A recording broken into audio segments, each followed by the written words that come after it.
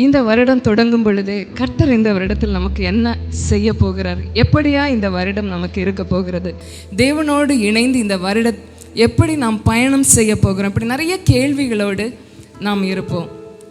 இந்த வருடத்தின் 9வது நாள் தொடங்கி 9வது நாளில் கர்த்தர் சரியான பாதையில் நம்மளை கொண்டு போகும்படி இங்கே அழைத்து வந்திருக்கிறார். ஹல்லேலூயா.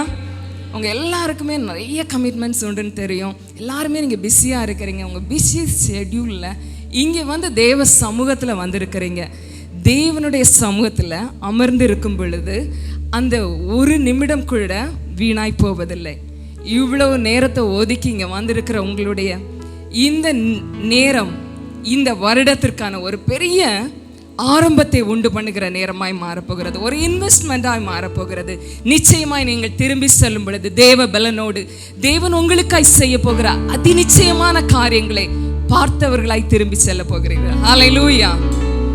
அப்படியே கண்களை மூடி ஒரு நிமிடம் எங்களோடு பேசும் ஆண்டவரே. ஒரு மனித சத்தத்தை நாங்கள் கேட்க இங்கே வரலப்பா. உங்களுடைய வார்த்தைக்குள்ளால ஜீவன் இருக்கிறதே, அந்த ஜீவன் இந்த இடத்துல புறப்படட்டும் அப்பா. எங்கள் இருதயங்களை நாங்கள் திறந்து கொடுக்கிறோம் அப்பா. எந்த இடத்துல கட்டப்படணுமோ, எந்த இடத்துல சரி செய்யப்பட வேண்டுமோ, ஒவ்வொரு பகுதியையும் நிரப்பும்படியாய், கட்டும்படியாய், சீர்படுத்தும்படியாய், காயங்களை கட்டி ஆரோக்கியத்தை உண்டு பண்ணும்படியாய் உம்முடைய வார்த்தை இந்த இடத்துல புறப்பட்டு வரட்டும் அப்பா. ஜீவன் உண்டாகட்டும். பரிசுத்த ஆவியானவரே உங்க கண்ட்ரோல்ல எடுத்துக்கொள்ளுங்க. இயேசுவின் நாமத்தில் ஜெபிக்கிறோம் சாமி, ஆமென். ஏசாயா 43வது அதிகாரம் அதனுடைய 19வது வசனம். இதோ நான் புதிய காரியத்தை செய்கிறேன், இப்பொழுதே அது தோன்றும். புதிய காரியம் அப்படின்னாலே பழையவைக்கு அங்கே இடமே இல்லை. அதுக்கு முந்தின வசனம் அழகாய் சொல்லுகிறது, முந்தினவைகளை நினைக்க வேண்டாம், பூர்வமானவைகளை சிந்திக்க வேண்டாம். அப்போ பழையவைகள் எல்லாம் போய் ஒரு புதியவைகளை தொடங்க போகிறேன். கர்த்தர் நமக்காய் செய்கிற புதியவைகள் யாருக்குமே செய்யாத ஒன்றாக இருக்கும். பக்கத்தில் இருக்கிறவங்க கையை பிடிச்சு சொல்லுங்க, ஆண்டவர் இந்த வருஷத்தில் ஒரு புதியதை உங்களுக்கு செய்ய போகிறார். அது யாருக்குமே செய்யாத ஒரு புதிய காரியமாக இருக்க போகிறது. ஹல்லேலூயா. அவங்களுக்கு இந்த பிரச்சனை வந்துச்சுங்க, இவங்களுக்கு இந்த பிரச்சனை வந்துச்சு, அதுக்கான சொல்யூஷன் இப்படி இருந்துச்சு, ஆனால் எனக்கு அந்த வழிகளெல்லாம் அடைப்பட்டு இருக்குது, அப்போ எனக்கு எப்படி சரியாகும் அப்படின்னு ஒரு கேள்வியோட நீங்கள் இங்கே இருந்தீங்கன்னா கர்த்தர் உங்களுக்காய் புதிய காரியங்களை செய்ய போகிறார். ஹல்லேலூயா. அவர் நமக்காய் புதியவைகளை செய்கிறவர். நாம நினைக்கிறோம் இப்படிதான் முடியுங்க, பைபிள்ல இந்த மாதிரி இருக்குது, அல்லது இந்த நபருக்கு இப்படி செய்கிறார், அதனால எனக்கும் இப்படிதான் செய்யணும்னு நாமளே ஒரு முடிவுக்கு வந்து இருக்கிறோம். நம்ம ஆண்டவர்கிட்ட நிறைய புதியது இருக்கிறது. ஹல்லேலூயா. அவர் நமக்காய் புதியவைகளை செய்ய முடியும். யாருக்குமே செய்யாத ஒன்றை உங்களுக்காக எனக்காக இந்த வருடத்தில் செய்யும்படியாய் பரிசுத்த ஆவியானவர் நம்ம மத்தியில் உலாவி கொண்டிருக்கிறார். இந்த வானத்தையும் பூமியும் படைத்த சர்வ வல்லமை உள்ள தேவன் உங்களுக்காக எனக்காக சிலதை சிருஷ்டிக்கும்படியா இங்கு வந்திருக்கிறார். தன்னுடைய ஒரே வார்த்தையினால இந்த பூமியை உண்டாக்கினவர் உங்களுக்காக உருவாக்கும்படியா இங்கு வந்திருக்கிறார். இந்த வசனத்துடைய பின்பகுதி அழகாய் சொல்கிறேன், நான் வனாந்திரத்தில் வழியையும் அவாந்திர வழியில் ஆறுகளையும் உருவாக்குவேன். அப்படின்னா வனாந்திரத்துல வழியை கண்டுபிடிக்கிறது கஷ்டங்க. இப்போ வனாந்திரம் ஒரு டெசர்ட்டுக்குள்ளே நீங்கள் போய் மாட்டிக்கிட்டீங்க அப்படின்னா அங்கேருந்து பாதையை கண்டுபிடித்து வெளியில் வர முடியாது. ஏன்னா மணல் குவியல்கள் நிறைந்திருக்கும். அங்கே காற்று வீச வீச அந்த மணல் குவியலோட ஷேப் மாறிட்டே இருக்கும். இங்கே பாதையை கண்டுபிடிக்கவே முடியாது. வனாந்திரத்தில் வழியை கண்டுபிடிப்பது மிகவும் கஷ்டம். ஒருத்தர் மாட்டிட்டார்னா வெளியில் ரெஸ்கியூ ஆகி வர்றது ரொம்ப கஷ்டம். அதே போல் அவாந்திர வெளியில் ஆறுகளை பார்க்க முடியும். அங்கே சொட்டு தண்ணியை பார்க்க முடியாது, தண்ணீரே பார்க்க முடியாது, எப்படி ஆறுகளை பார்க்க முடியும்? இப்போ இந்த வசனம் என்ன சொல்லுகிறது? நடக்க முடியாத காரியங்கள், இம்பாசிபிளானதை நமக்காய் ஆண்டவர் பாசிபிள் ஆக்கி கொடுக்க போகிறார். நடக்க முடியாது, சரியாகாது, இது இனி நடக்கவே நடக்காது அப்படின்னு நாம முடிவு பண்ண காரியத்தை இந்த 2025 முடிவதற்குள் நமக்காய் கர்த்தர் செய்து முடிக்க போகிறார். ஹல்லேலூயா. பக்கத்தில் இருக்கிறவங்களை பார்த்து சொல்லுங்க, இந்த வார்த்தை எனக்கானது. ஹல்லேலூயா. கர்த்தர் நமக்காய் செய்ய போகிறார். இப்படி பைபிள்ல பாத்தீங்கன்னா நிறைய பேருக்கு புதியவைகளை செய்திருக்கிறார். ஒருத்தருக்கு செய்த மாதிரி இன்னொருத்தருக்கு செய்யல. இப்போ எல்லாவற்றையும் நம்ம இங்கே டிஸ்கஸ் பண்ண முடியாது. சிலரை நான் உங்களுக்கு காண்பிக்க விரும்புகிறேன். முதலாவதாக ஒரு நபர் முன்னாடி இந்த வசனம் எந்த நேரத்தில் எப்போ சொல்லப்பட்டது அப்படின்னு பார்த்தீங்கன்னா, இந்த ஏசாயா தீர்க்கதரிசி மூலமாக இந்த வார்த்தை இஸ்ரவேல் ஜனங்களுக்கு வந்த காலகட்டம். இவர்கள் பாபிலோனில் அடிமைகளாக இருந்த காலகட்டம். பாபிலோனில் அடிமை ஆயிட்டாங்க. தலைவர்கள் யாருமே சரியான தலைவர்கள்ல, சரியான மன்னர்கள்ல. இப்போ மன்னர்கள் உள்பட சிறைப்பட்டு இருக்கிற காலகட்டம் அது. இப்போ யாராவது ஒருத்தர் எழும்பி பாபிலோன் ராஜாவுக்கு எதிராக யுத்தம் பண்ணி தான் இவர்களை திரும்ப கொண்டு வரணும். அப்படி எழும்புறதுக்கு ஏபிளான ஒரு நல்ல லீடர் எழும்பவே இல்லை. இப்போ இந்த காலகட்டத்தில் எங்களை யார் விடுவிக்க முடியும்? இந்த சிறையிலிருந்து, இந்த அடிமைத்தனத்திலிருந்து எங்களை விடுவிக்கிறதுக்கு வாய்ப்பே இல்லையே அப்படின்னு இவர்கள் எல்லாம் உடைந்து போய் நம்பிக்கை அற்று இருந்த சூழல்ல தான் ஏசாயா தீர்க்கதரிசி மூலமா கர்த்தர் சொல்லுகிறா, இதோ நான் புதிய காரியத்தை செய்கிறேன். நான் செய்ய போறத இதுவரை நீங்க வரலாற்றுல பார்த்திருக்க முடியாது, யாருக்குமே நடந்திருக்காது. ஆனால் நான் புதியவைகளை செய்கிறேன் என்று ஏசாயா தீர்க்கதரிசி மூலமா இஸ்ரவேல் ஜனங்களுக்கு அவர் சொன்னார். சொன்னதை செய்து முடித்தார். இன்னைக்கு நமக்கு தெரியும், பாபிலோனில் இருந்து இவர்களுக்கு தலைவர்கள் யாருமே இல்லாத போதும் கோரேஸ் என்ற இன்னொரு நாட்டின் ராஜாவை எழுப்பி இவர்களை மறுபடியுமாய் இஸ்ரவேல் தேசத்துக்கு நம்முடைய கர்த்தர் கொண்டு வர முடியும் என்றால், உங்களுக்கும் எனக்கும் இருக்கிற இந்த பிரச்சனைகளை மாற்ற அவருக்கு இது லேசான காரியம். ஹல்லேலூயா. இந்த வேளையில எந்த காரியத்துல உடைந்து போய், எந்த காரியத்துல நம்பிக்கையற்ற இந்த இடத்துல இருக்கிறீங்களோ, உங்களுக்காக தான் தேவன் பேசிக்கொண்டு இருக்கிறார். அவர் உங்களுக்காக செயல்படுகிறவராய் இருக்கிறார். உங்களுக்காய் புதியவைகளை செய்கிறவராய் இருக்கிறார். ஹல்லேலூயா. இப்ப நான் வேதத்திலிருந்து சிலரை உங்களுக்காக காண்பிக்க விரும்புகிறேன். முதலாவதாக ஒரு நபர், நமக்கு எல்லாருக்கும் நன்றாய் தெரிந்த ஒரு பெண், பெரும்பாடுள்ள ஒரு ஸ்திரீ. 12 வருடமாய் பெரும்பாடு அப்படின்னா ப்ளீடிங் இஷ்யூ. 12 இயர்ஸ் கண்டினியூஸா ப்ளீடிங் இஷ்யூல இருந்து கஷ்டப்படுறாங்க. இஸ்ரவேல் தேசத்துல ப்ளீடிங் இஷ்யூ உள்ளவங்களை தீட்டுப்பட்டவர்களா கருதுனாங்க. அவங்க தேவாலயத்துக்கு வர முடியாது, அவர்களை ஒதுக்கி வைத்திருந்தாங்க. அந்த குறிப்பிட்ட நாட்கள் அவங்க வேற எந்த பப்ளிக்கான எந்த மீட்டிங்ஸ்லேயோ எதுலேயுமே அவங்க சேர முடியாது. இந்த அம்மாவை நினச்சி பாருங்க, 12 வருஷம் இந்த பெரும்பாட்டினால பாடுபட்டாங்க. இவங்களால சொசைட்டியில் வர முடியாது, மற்றவர்களோடு இணைந்து நார்மல் லைஃப் வாழ முடியாத ஒரு வாழ்க்கை. 12 வருடம், 12 மாதங்கள் அல்ல, 12 வருடம்.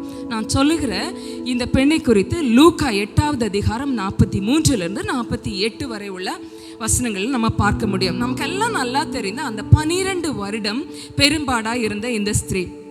ஆனா இவங்க ஒரு டிசிஷன் எடுத்தாங்க, நான் இந்த இயேசுவை போய் பார்க்க போறேன். என்ன மத தலைவர்கள் என்ன சொன்னாலும் பிரச்சனை இல்லை, சொசைட்டி என்ன சொன்னாலும் பிரச்சனை இல்லை, நான் இயேசுவை பார்க்க போகிறேன், அவரை நான் தொட போகிறேன், அவரை தொட்டால் எனக்கு ஒரு சுகமாகும் அப்படின்னு ஒரு டிசிஷன் எடுத்தாங்க. எப்போ தெரியுமா? முதலையே இந்த டிசிஷன் எடுக்கல, அவங்க நிறைய வழிகளை ட்ரை பண்ணாங்க, நிறைய டாக்டர்ஸை போய் ட்ரை பண்ணி பார்த்தாங்க. 43வது வசனம் சொல்லுகிறது, 12 வருஷம் பெரும்பாடு உள்ளவளாக இருந்து தன் ஆஸ்தியெல்லாம் வைத்தியர்களுக்கு செலவழித்தும், எல்லாம் அவங்களுக்கு இருந்த எல்லாவற்றையும் செலவழிச்சிட்டாங்க. நிறைய டாக்டர்ஸை ட்ரை பண்ணியிருப்பாங்கல்ல. சில நேரம் ஒரு பர்டிகுலர் இஷ்யூக்காக நம்ம நிறைய பாதைகளை ட்ரை பண்ணியிருப்போம், நிறைய மனிதர்கள் மூலமாக உதவிகள் கிடைக்கும் ட்ரை பண்ணியிருப்போம். இப்படி கிடைக்கலாம் அப்படி கிடைக்கலாம் அப்படின்னு ஏதோ விரதத்தில் ட்ரை பண்ணி, இது நடக்கிறதுக்கு நீ வாய்ப்பே இல்லை, சரியே ஆகாதுங்க, அவ்வளவுதான் அப்படின்னு இவங்க எல்லாவற்றையும் செலவழித்து முடிந்து வெக்ஸ் ஆகி உட்கார வேண்டிய நேரத்தில் இவங்க ஒரு ரைட் டிசிஷன் எடுத்தாங்க. நான் போய் என் இயேசுவை பார்க்க போகிறேன், அவரை நான் தொட போகிறேன். இந்த மாலை வேளையில் என்னை கேட்கிற நீங்கள் ஏதோ ஒரு காரியத்தில் இது என்ன நடக்காது, இது என்ன சரியாகாது, நான் எல்லாம் ட்ரை பண்ணிட்டேங்க, அவ்வளோதாங்க, இந்த பர்டிகுலர் இஷ்யூ அல்லது இந்த பர்டிகுலர் ஜாப்ல இருக்கிற இந்த இது அல்லது இந்த ஃபினான்ஷியலில் இருக்கிற இந்த காரியம் ஏதோ ஒன்று நிறைய நான் ட்ரை பண்ணிட்டேன், அல்லது என்னுடைய சரீரத்தில் இருக்கிற இந்த குறை ஏதோ ஒன்று நல்லா ட்ரை பண்ணிட்டேங்க, நிறைய ஸ்பெண்ட் பண்ணி பார்த்துட்டேங்க, நிறைய நான் முயற்சி பண்ணி எல்லாமே நான் தோற்று இருக்கிறேன், அதனால இது நடக்காதுன்னு நான் நினச்சிட்டேன், இதுக்கு மேலே அதை ட்ரை பண்ண நான் ரெடியாக இல்லை அப்படின்னு யாராவது இருந்தீங்கன்னா, உங்களை பார்த்து கற்றச் சொல்லுகிறார். இந்த புதிய வருடத்திலே உங்களுக்காய் புதியவைகளை அவர் செய்ய போகிறார். நம்மளால முடியாததுதான், டாக்டர்ஸால முடியாததுதான், நமக்கு உதவி செய்வேன் என்று சொன்னவர்களால் முடியாத காரியம்தான். ஆனால் உங்களுக்கும் எனக்கும் ஒரு சர்வ வல்லமை உள்ள தேவன் இருக்கிறார். ஹல்லேலூயா. அவர் நமக்காய் செய்யும்படியா தான் இந்த இடத்துல நம்மளை கூட்டிட்டு வந்திருக்கிறாருங்க. ஏதோ இடத்துல சோர்ந்து போயிட்டீங்கல்ல, உடைந்து போயிட்டீங்கல்ல, உங்கள் நம்பிக்கையை மறுபடியும் தட்டி எழுப்பி உங்களுக்காய் செயல்படுகிற நான் இருக்கிறேன், இந்த வருடத்தில் அதை உனக்காக நான் செய்து முடிக்க போகிறேன் என்று சொல்லும்படியாதான், இதை நீங்கள் கேட்கும்படியாதான் இந்த இடத்துல அழைத்து வந்திருக்கிறார். எல்லாம் ட்ரை பண்ணிட்டாங்க, எல்லாத்துலேயும் ரிசல்ட்டில் ஒன்றுமே இல்லை. ஆனால் இப்போ இயேசுவை ட்ரை பண்ணுறாங்க. அவங்களுக்கு ஒரு பெரிய விடுதலை உண்டாகிறது. அவங்க வாழ்க்கையில் இருந்த வனாந்திரம் இப்போ செழிப்பாய் மாறிடுச்சு.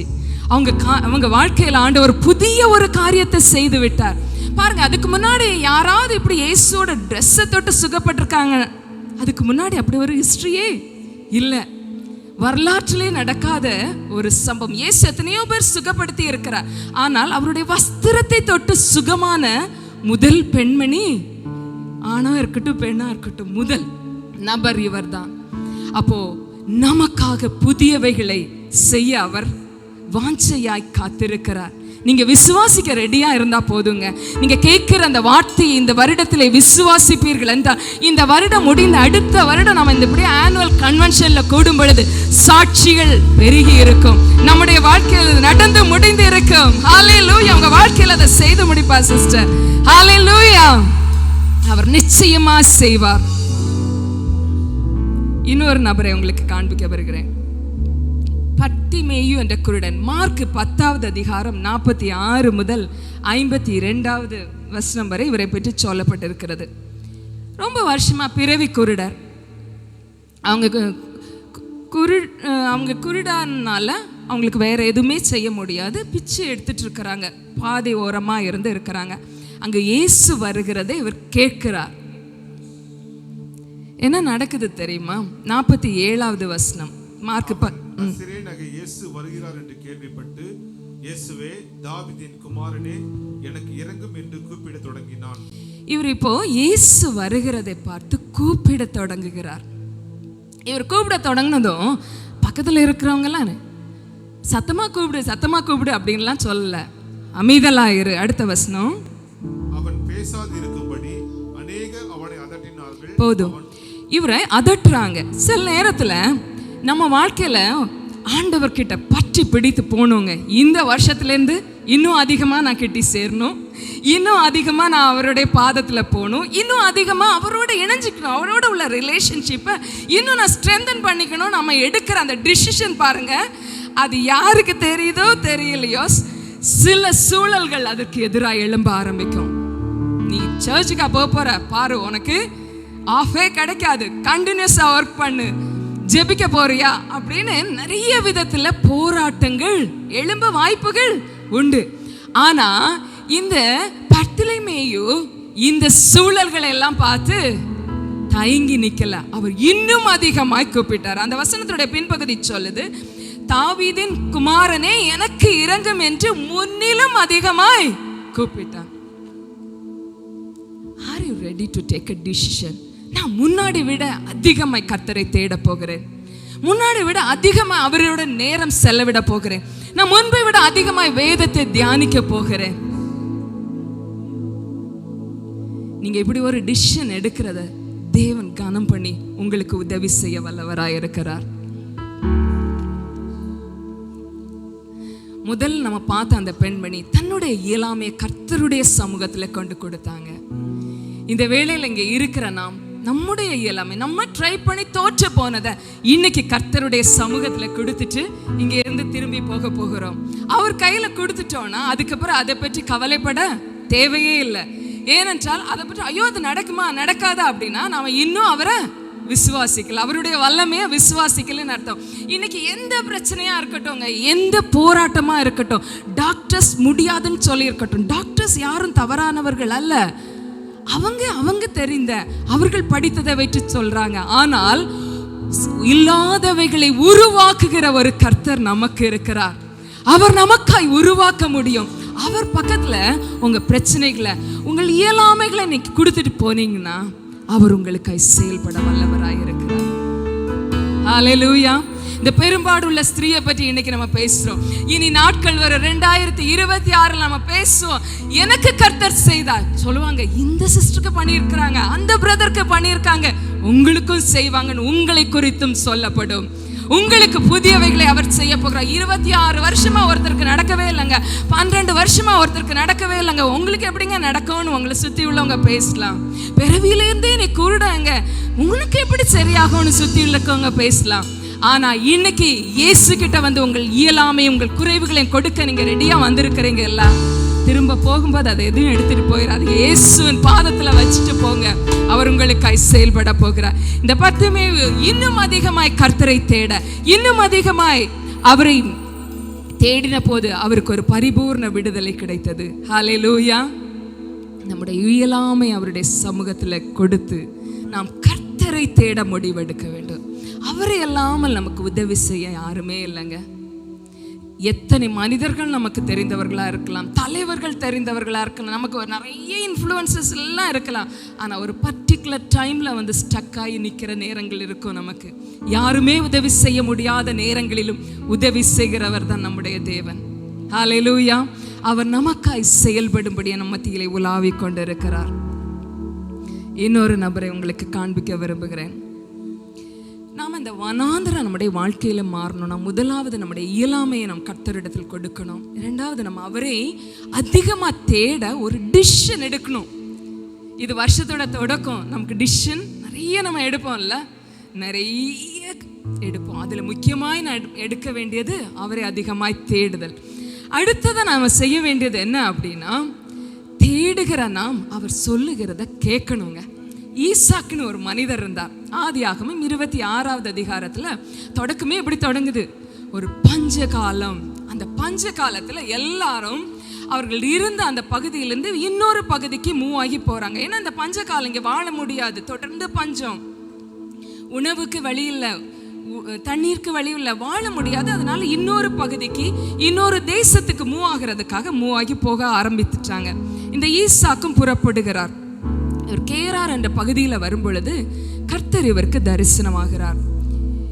ஆதியாகமம் 26:2 வசனம். கர்த்தர் அவனுக்கு தரிசனமாகி, நீ எகிப்துக்கு போகாமல் நான் உனக்கு சொல்லும் தேசத்திலே குடியிரு. போதும். இப்போ ஆண்டவர் சொல்றாரு, இப்போ எல்லாரும் எங்க போறாங்கன்னா ஜர்னி டுவர்ட்ஸ் ஈஜிப்ட். ஈஜிப்துக்கு போயிட்டு இருக்கிறாங்க. அங்க போற வழியில தான் ஆண்டவர் பேசுறார், நீ எகிப்திற்கு போக வேண்டாம், நான் சொல்ற இடத்துல நீ இரு. நானா இருந்தா நினைச்சிருப்பேன், ஆண்டவரே நீங்க சரியா பார்த்துட்டு தான் சொல்றீங்களா? தண்ணி இல்லை, உணவு பஞ்சம், குடும்பத்தை வச்சு நடத்த முடியாது, ஒன்றும் இல்லாமல் என்ன நடக்கும் ஆண்டவரே, நிறைய கேள்விகளை கேட்டுப்போம். ஆனால் ஈசாக்கு அப்படி கேட்கல. ஈசாக்கு ஆண்டவர் சொல்றார் நீங்க இரு அப்படின்னு சொல்லும்போது தொடர்ந்து ஆண்டவர் சொல்றார் 3வது வசனத்துல சொல்றார், இந்த தேசத்திலே வாசம் பண்ணு, நான் உன்னோட கூட இருந்து உன்னை ஆசீர்வதிப்பேன். நீ எகிப்துக்கு போக தேவையில்லை, இங்க இரு, இங்க வச்சு உன்னை ஆசீர்வதிப்பேன். யாரோ சிலர் அல்லது யாரோ ஒரு குறிப்பிட்ட நபரா இருக்கலாம், இங்க இருக்கிறீங்க, நீங்க இந்த தேசத்திலிருந்து இன்னொரு தேசத்துக்கு மூவ் ஆகிறதுக்கு முயற்சிகள் பண்ணிட்டு இருக்கிறீங்க. அதுக்கான ப்ராசஸ் ஒரு 50% நடந்துருச்சு. ஆனா கர்த்தர் சொல்லுகிறார், இந்த தேசத்துல இரு, இங்க வச்சு உன்னை ஆசீர்வதிப்பேன்னு சொல்லுகிறார். அது உங்களுக்கான வார்த்தையா இருக்கும் என்றால் ஏற்றுக்கொள்ளுங்க. கர்த்தர் இங்கு வைத்து உங்களை ஆசீர்வதிக்கிறது மாத்திரம் இல்ல, அந்த வசனத்துடைய பின்பகுதி சொல்லுகிறார், நான் உனக்கும் உன் சந்ததிக்கும் இந்த தேசங்கள் யாவையும் தந்து உன் தகப்பனாகிய ஆபிரகாமுக்கு நான் இட்ட ஆணையை நிறைவேற்றுவேன். ஹல்லேலூயா. ஈசாக்குக்கு இப்படி ஒரு வாக்குத்தத்தத்தை ஆண்டவர் கொடுக்கிறாரு. ஆண்டவர் சொன்னதை நம்பி கேரார்ல 6வது வசனம் சொல்லுகிறது, ஈசா கேரார்லே குடியிருந்தான். அதே இடத்துல அப்படியே செட்டில் ஆகிறாரு. எல்லாரும் மூவ் ஆகி போயாச்சு. ஆனா இந்த பஞ்ச காலத்துல இன்னும் ஒரு வித்தியாசமான ஒரு காரியத்தை இந்த ஈசாக்கு செய்கிறார். 12வது வசனத்தினுடைய முதல் பகுதி சொல்லுகிறது, ஈசாக்கு அந்த தேசத்திலே விதை விதைத்தான். எப்பங்க விதை விதைப்பாங்க? நம்ம சின்ன பிள்ளைங்களுக்கெல்லாம் அதெல்லாம் பற்றி தெரியாது, பெரியவங்களுக்கு தெரியலாம்ல. எப்போ நம்ம வயல் நிலத்தை உழுறது, மழைக்காலம் வேணும். மழை இல்லைன்னா உள்ள தொடங்கவே மாட்டோம். உழுத பிறகுதான் விதைக்க ஆரம்பிப்போம். இங்க பஞ்ச காலத்துல இவர் உழுதுருக்கிறார். எப்படி இருந்திருக்கும் கொஞ்சம் யோசிச்சு பாருங்க. இதில் நம்ம பைபிளில் உள்ளதெல்லாம் அப்படியே வாசிட்டு ஏன்னா ஈசாக்கு ஆண்டவர் செய்திருக்கிறாருங்க அப்படின்னு நம்ம போயிடுவோம். ப்ராக்டிக்கலாக கொஞ்சம் யோசிச்சு பாருங்களேன். அவ்வளோ பஞ்ச காலத்தில் ட்ரையான ஒரு டைமில் இவர் போய் உழுதுட்டு இருந்திருப்பார். பார்க்குறவங்களுக்கெல்லாம் என்ன தோணி இருக்கும்?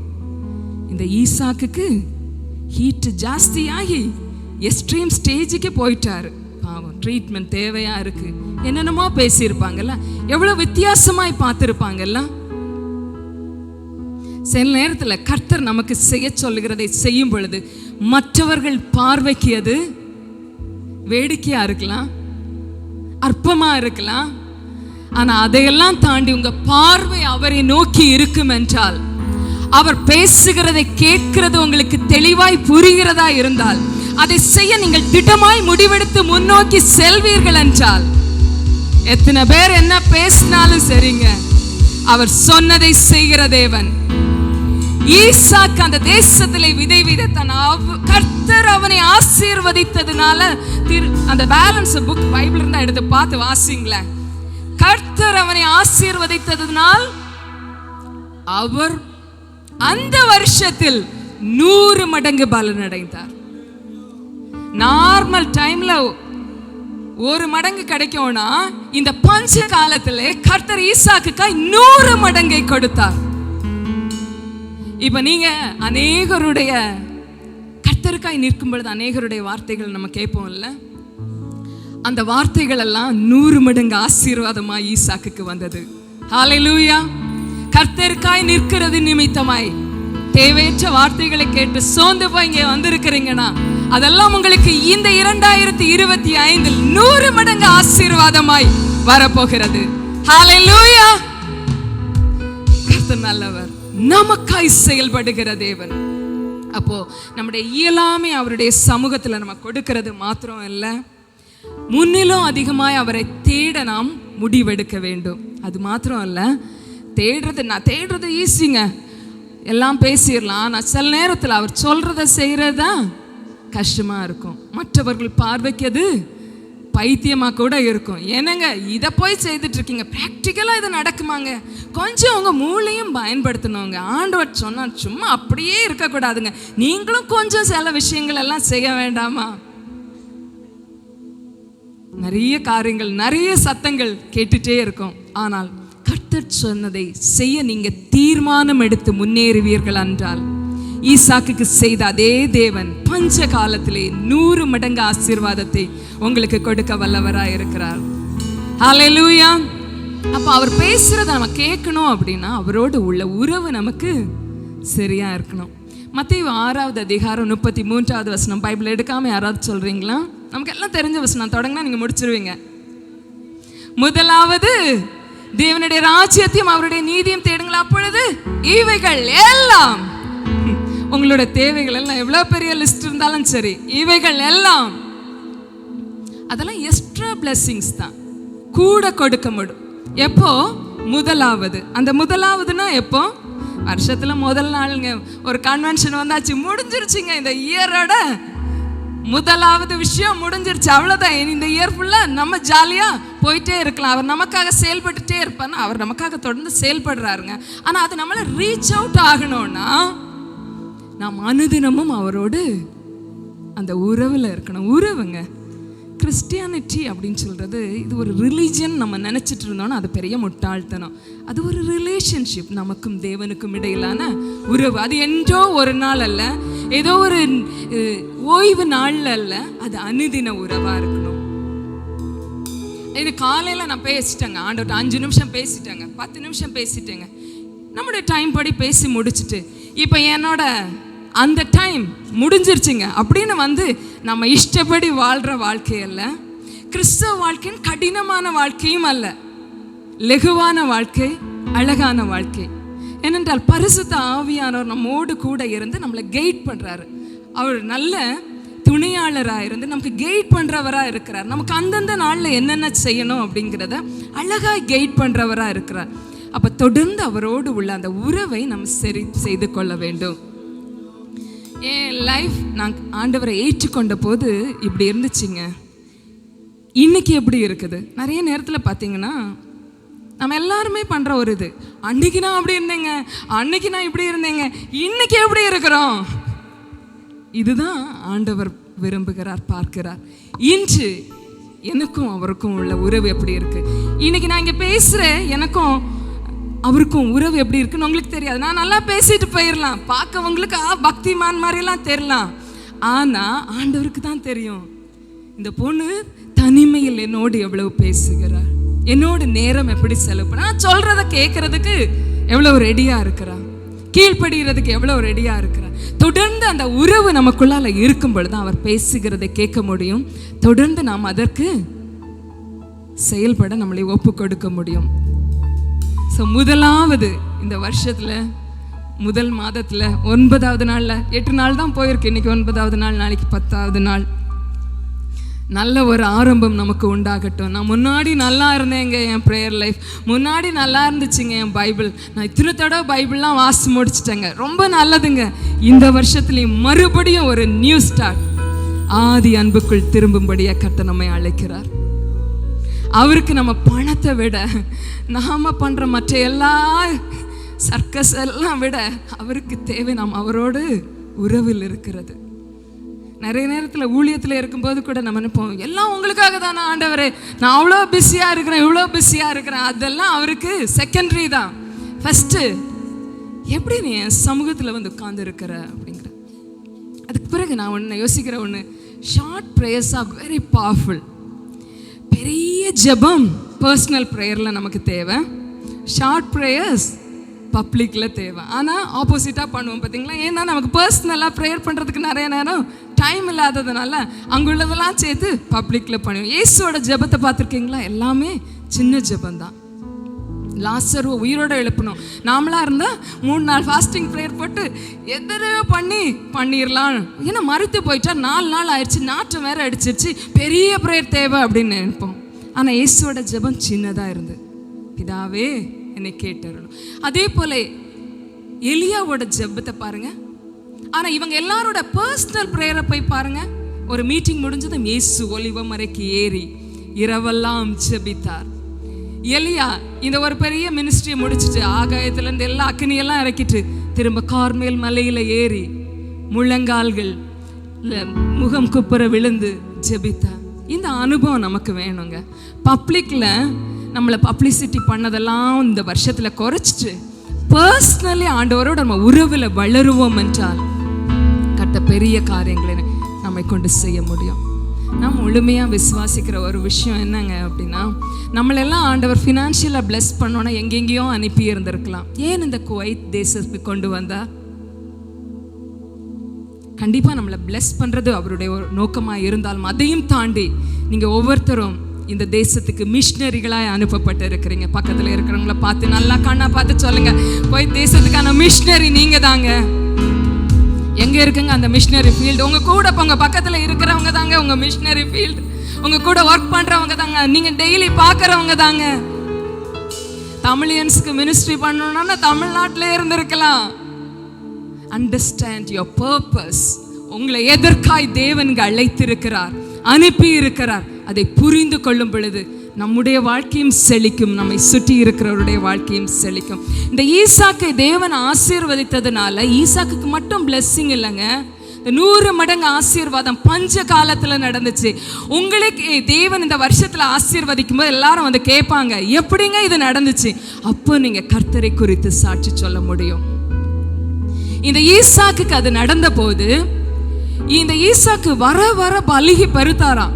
அப்ப அபிமெலேக் என்ற அந்த தேசத்தினுடைய ராஜா சொன்னார், நீ என்ன விட பயங்கரமா வளர்ந்துட்டா, அதனால இங்க இருக்கக்கூடாது அப்படின்னு சொல்லிட்டு துரத்துனதும் இவர் கேராருடைய ஒரு பள்ளத்தாக்குல போய் குடியிருந்தாராம். ஆனா நாட்கள் செல்ல செல்ல ஈசாக்கின் ஆசீர்வாதத்தையும் யாராலும் தடை செய்ய முடியவில்லை.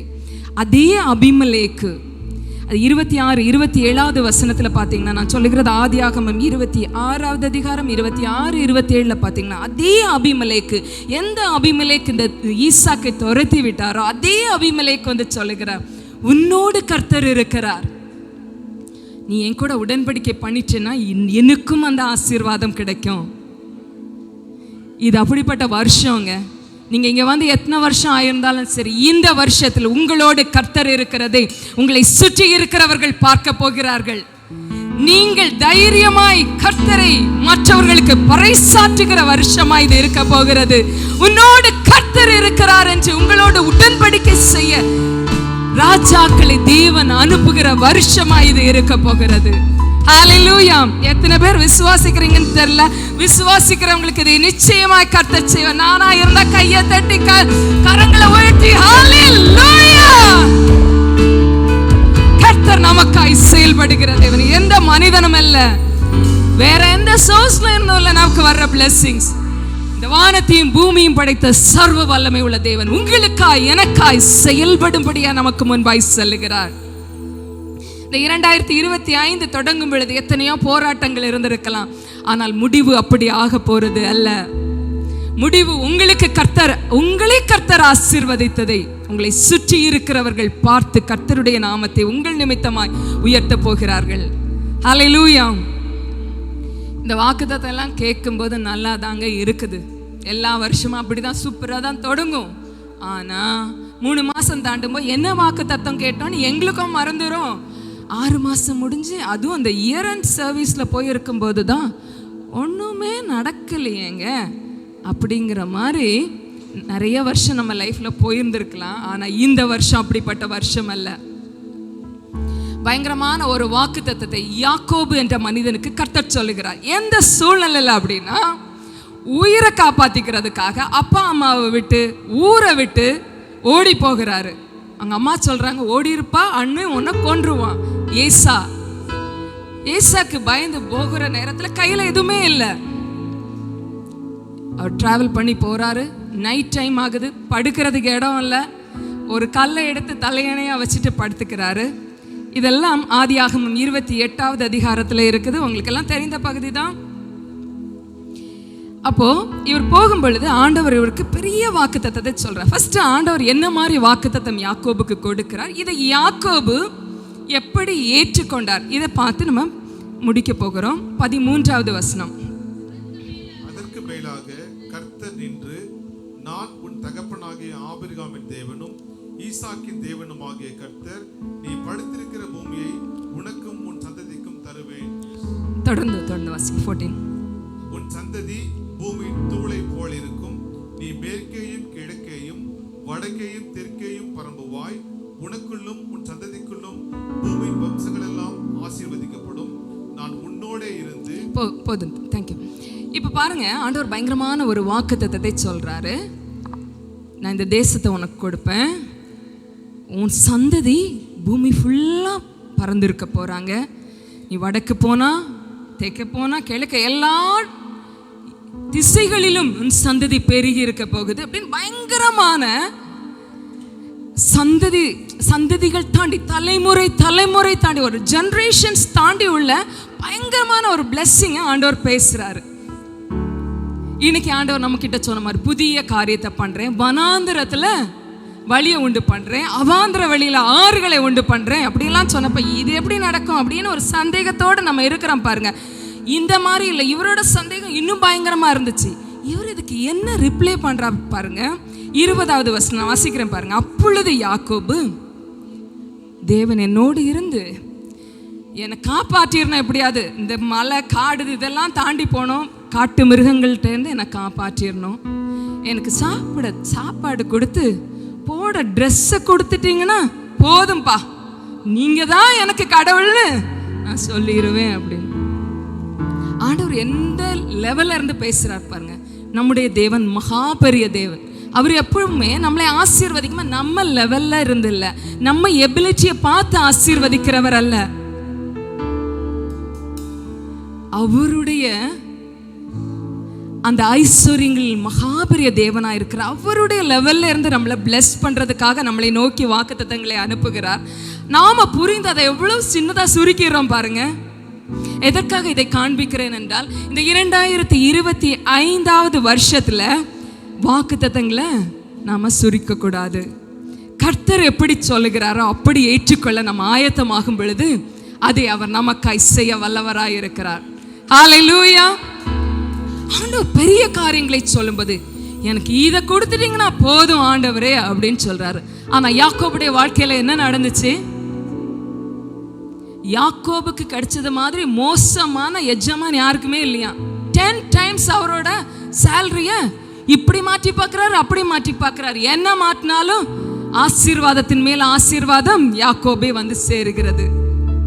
என்னதான் போராட்டம் இருந்தாலும் கர்த்தர் உங்களை ஆசீர்வதிக்க சித்தமாகிவிட்டார் என்றால் எதுவும் தடை செய்ய முடியாது. அது மாத்திரம் இல்ல, யாக்கோபு கிட்ட சொன்ன தேவன் அதை நிறைவேற்றினாரா? இன்னைக்கெல்லாம் நம்ம சொல்றோம் நாம் புதிய இஸ்ரவேலர் என்று. பூமியின் தூளை போல பறந்து இருக்கிறது யாக்கோபின் சந்ததி. ஆண்டவர் இதுல என்ன சொல்ல வருகிறேன்? நான் கர்த்தர் சொன்னதை செய்கிறவர். பக்கத்துல இருக்கிறவங்கள பார்த்து சொல்லுங்களேன், கர்த்தர் சொன்னதை செய்கிறவர். உங்களுக்காக அவர் செய்வார். சொல்லுங்களேன். 2-3 பேருக்கு நல்ல விஷயம் தானே, கெட்ட விஷயமா சொல்றோம். சொன்னதை செய்கிறவர். யாக்கோபு கிட்ட இந்த பெரிய ப்ராமிஸை சொல்லிட்டு ஆண்டவர் சொல்றார், சொன்னதை செய்யும் அளவும் உன் கூட இருப்பேன், உன்னை கைவிட மாட்டேன்.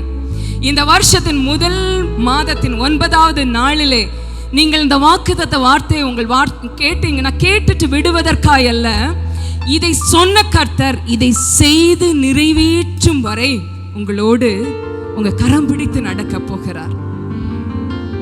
அது எவ்வளவு பெரிய சூழலா இருந்தாலும், நடக்க முடியாத காரியங்களா இருந்தாலும், அது நம்மளுடைய இயலாமைகளா இருக்கலாம், அது நமக்கு தான் இயலாமை.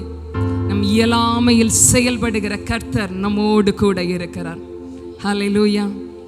எத்தனை பேர் விசுவாசிக்கிறீங்க? இன்னைக்கு கேட்ட இந்த வார்த்தை தேவன் எனக்காய் பேசி இருக்கிறார். விசுவாசிப்பீர்கள் என்றால் இந்த வருடம் முடியும் பொழுது இது நம்முடைய வாழ்க்கையின் அனுபவமாய் மாறி இருக்கும். நம்முடைய வாழ்க்கையின் வனாந்திரங்கள் மாறி இருக்கும். அவாந்திர வழியில் ஆறுகளை பார்த்திருப்போம். தண்ணியே வருவதற்கு வாய்ப்பில்லாத இடத்துல ஆறுகளை உருவாக்குவேன் என்று கர்த்தர் சொல்லுகிறார். நடக்காது, சரியாகாது, முடியாது அப்படின்னு மனிதர்கள் முற்றுப்புள்ளி வைத்த இடத்துல ஆண்டவர் புதிய ஆரம்பங்களை உண்டு பண்ணும்படியாய் நம்முடைய வாழ்க்கையில, யாருடையோ வாழ்க்கையில இல்லைங்க, உங்க வாழ்க்கையில, என் வாழ்க்கையில இந்த வருஷத்தில் புதிய ஆரம்பங்களை கர்த்தர் செய்ய போகிறார்.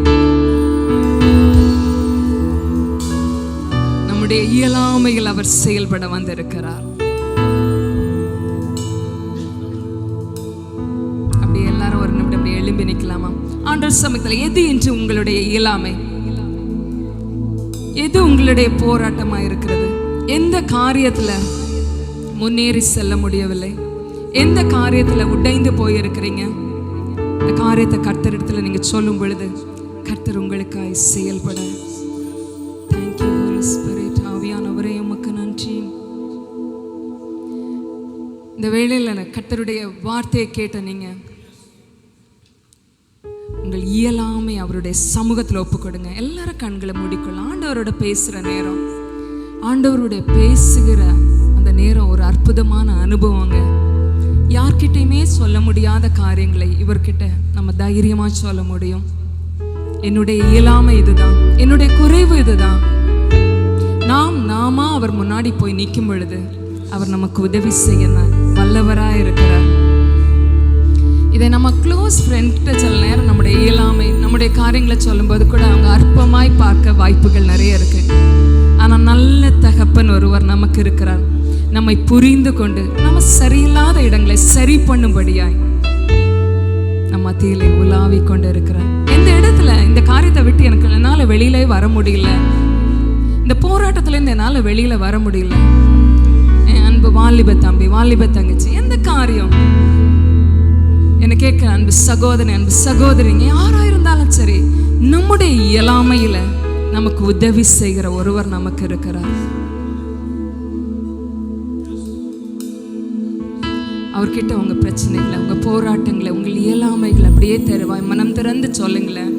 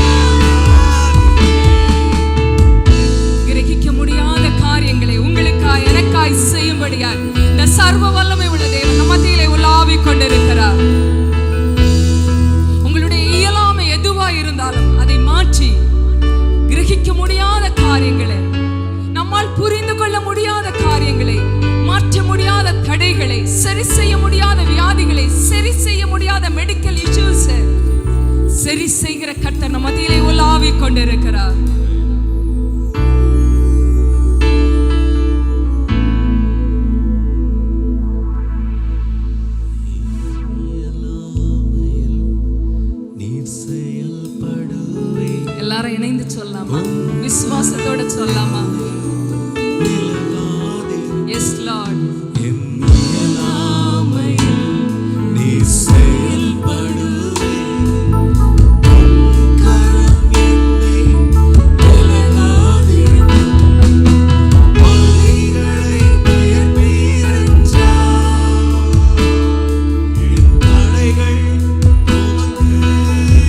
நன்றி அப்பா, தடைகளை முறிப்பதற்காய் மக்கள் நன்றி.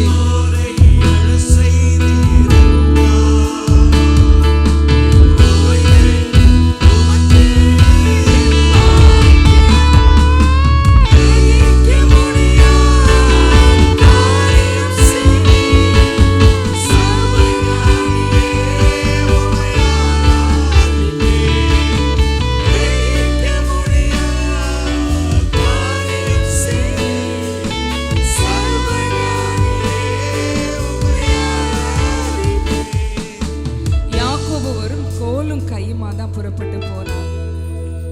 அவரால் புரிந்து கொள்ளவே முடியவில்லை கர்த்தர் அவருக்காய் சொன்ன அந்த பெரிய வாக்குத்தத்தத்தை.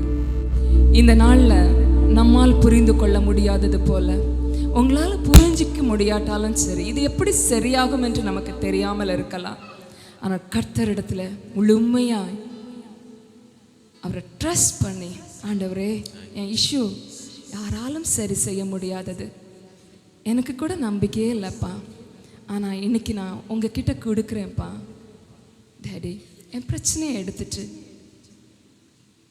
எனக்காய் சரி செய்ய வேண்டியதை சரி செய்யுங்க. நீங்கள் இந்த ராத்திரி வேளையில் அவர்கிட்ட முழுமையாய் உங்கள் போராட்டங்களை, உங்கள் பிரச்சனைகளை, உங்கள் இயலாமைகளை நீங்கள் கொடுக்கும் பொழுது யாக்கோபுக்காய் செயல்பட்ட தேவன் வெறும் கோலும் கையுமா அவர் போனார். வெறும் கோலும் கையும் இரு பரிவாரமா யாக்கோபுக்கு செய்ய முடியும்னா இது யாரால் கூடும்? ஏன் நமக்கு செய்ய முடியாது? கோலும் கையும் இரு பரிவாரமாகும் உம்மாலன்றி இது யாரால் கூடும்? ஆகாயத்து பட்சிகளை போஷிப்பீரந்தால் Thank you, அப்பா. என்னையும் போஷிப்பது நிச்சயமே. காட்டு புஷ்பங்களை உடுத்துவதும் நீரையா, என்னை குறையின்றி நடத்துவதும் நிச்சயமே. கிரகிக்க முடியாத காரியம் செய்வீர். சர்வஞானியே உம்மை ஆராதிப்பேன். கிரகிக்க முடியாத காரியம் செய்வீர். சர்வஞானியே என் தேவன் எனக்காய் ஏதாகிலும் செய்திடுவார் என்றாயிலும் என்னை மறந்தது உண்டா? என் தேவன் எனக்காய் ஏதாகிலும் செய்திடுவார் என்றாயிலும் என்னை மறந்தது உண்டா? என் தேவன் எனக்காய் ஏதாகிலும் விசுவாசத்தோட சொல்லுங்க, என்னாயிலும் மறக்க மாட்டார், மறந்தது மறப்பவர் அல்ல அவர். என் தேவன் எனக்காய் ஏதாகிலும் செய்திடுவார் என்றாயிலும் என்னை மறந்தது உண்டா? நம்மை மறவாமல் நினைக்கிற ஒரு கர்த்தர் தான் நம்ம மத்தியிலே உலாவிக் கொண்டிருக்கிறார். அவர் உங்களை என்னையும் மறவாமல் நினைக்கிறவர்.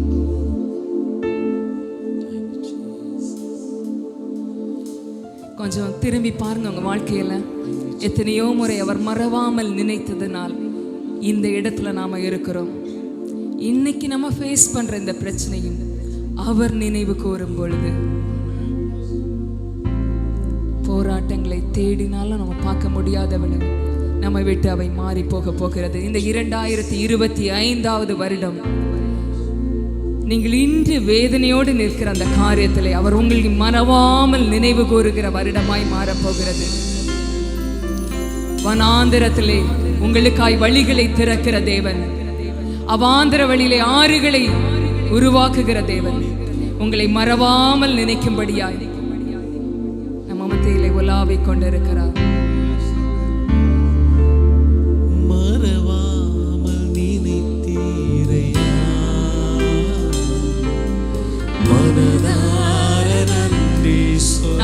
இருக்கிற அந்த நிலைகளுக்காய் கர்த்தருக்கு நன்றி சொல்லுவோம். இனி அவர் செய்ய போகிற காரியங்களுக்காக அவருக்கு நன்றி சொல்லுவோம். மனதார நன்றி சொல்வேன். இரவும் பகலும் என்னை நினைத்து இதுவரை நடத்தினீரே. Thank you, Lord. இரவும் பகலும் என்னை நினைத்து இதுவரை நடத்தினீரே. நன்றி நன்றி ஐயா. கோடி கோடி நன்றி ஐயா. நன்றி நன்றி ஐயா. கோடி கோடி நன்றி ஐயா. எல்லா துதிகன மகிமை ஒருவருக்கே செலுத்துகிறோம். இயேசுவின் நாமத்தில் ஜெபிக்கிறோம் சாமி. ஆமென்.